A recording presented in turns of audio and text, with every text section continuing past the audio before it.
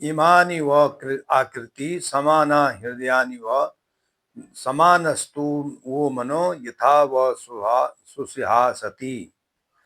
अर्थात तुम सबकी आकांक्षाएं समान हो, तुम्हारे हृदय समान हो, तुम्हारा मन भी समान हो, ताकि तुम परस्पर उत्तम प्रकार के साथ रह सकें।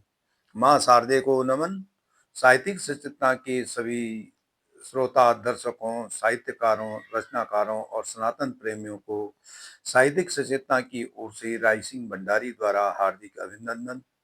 हम आपके सामने नित नई प्रस्तुति लेकर के उपस्थित होते हैं और साहित्यिक सचेतना के माध्यम से सनातन धर्म के सिद्धांतों और अद्वैत दर्शन के साथ उपस्थित होते हैं, ताकि इनका प्रचार जन जन तक पहुंचा जा सके। तो यह जो आपने सूक्ति सुनी है, उसका भाव भाव पल्लवन करना है।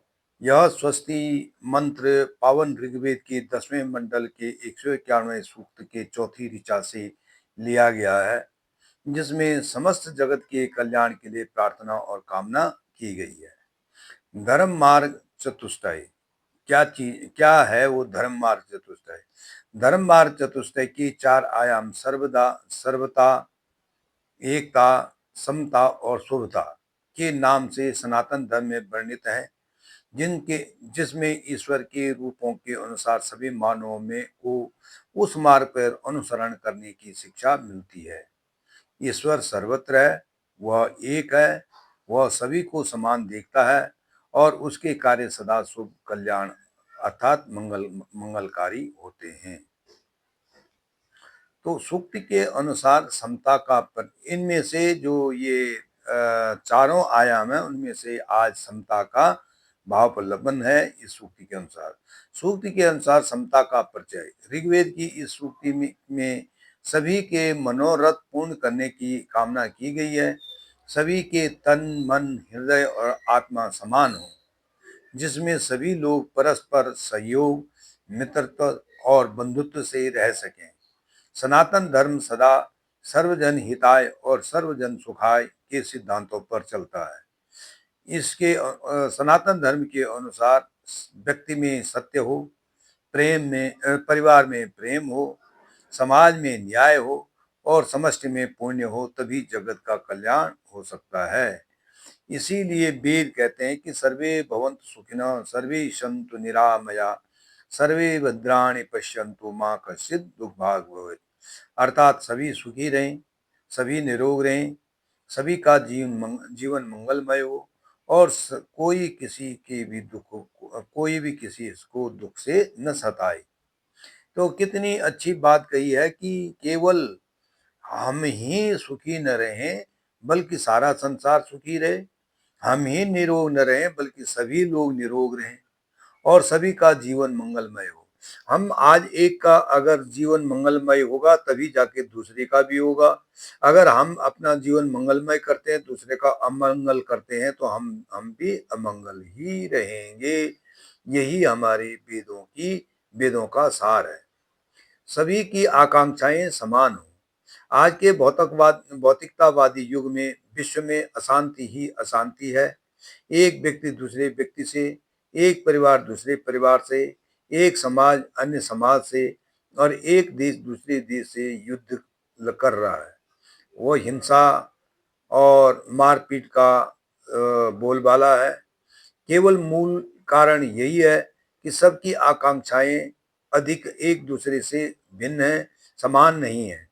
रूस यूक्रेन से, तो इजराइल ईरान से, तो पाकिस्तान भारत से, अन्य सभी देशों में किसी न किसी रूप में युद्ध हो ही रहा है। यदि सबकी कामनाएं समान रहती, तो आज विश्व बारूद के ढेर पर नहीं बैठा होता। इसी संदर्भ में गोपाल दास नीरज की कुछ पंक्तियां यहाँ पे चित्रार्थ होती हैं कि सृजन है अधूरा अगर विश्व भर में, कहीं भी किसी द्वार पर है उदासी, मनुजता नहीं पूर्ण तब तक बनेगी, कि जब तक लहू के लिए भूमि प्यासी। अर्थात यह सृजन, यह निर्माण कितना भी कर लो, कितना भी विकास कर लो, वह विश्व में अधूरा है अगर किसी के दरवाजे पर, किसी के मन में उदासी छाई हुई है, दुख छाया हुआ है। मनुष्यता तब तक पूरी नहीं हो सकती है जब तक कि संसार की जो पृथ्वी, ये भूमि जो है एक दूसरे का रक्त की प्यासी हो। तो अर्थात यदि यह विश्व एक दूसरे के रक्त का प्यासा है तो सारा विकास निर्माण अधूरा है। सबके हृदय समान हो, हृदय जिसमें दया, करुणा, ममता, परोपकार, प्रेम भाव पनपते हैं, यदि विश्व में सभी के हृदय में ये सभी भाव जागृत हों तो कभी भी इस विश्व में हिंसा न फैले। यदि सबकी भावनाएं एक हैं तो निश्चित ही समस्त विश्व में राम राज्य की स्थापना हो सकती है। परस्पर सौहार्द का भाव, यदि सभी की आकांक्षाएं, हृदय और मन समान होंगे तो समस्त सृष्टि में परस्पर सौहार्द, सहयोग, बंधुत्व, प्रेम, न्याय और पुण्य का परिवेश रहेगा और यह संपूर्ण पृथ्वी सनातन की ध्वजा सनातन पृथ्वी में सनातन का ध्वज लहराता रहेगा। इसलिए यदि हमारी सृष्टि में अब सबकी इच्छाएं, मन, हृदय और आत्मा समान रहेंगी तो ईश्वर भी सहयोग देगा, क्योंकि जहाँ शांति, अहिंसा, प्रेम है वहीं ईश्वर का वास है। धन्यवाद। राय सिंह भंडारी, चैतन्य।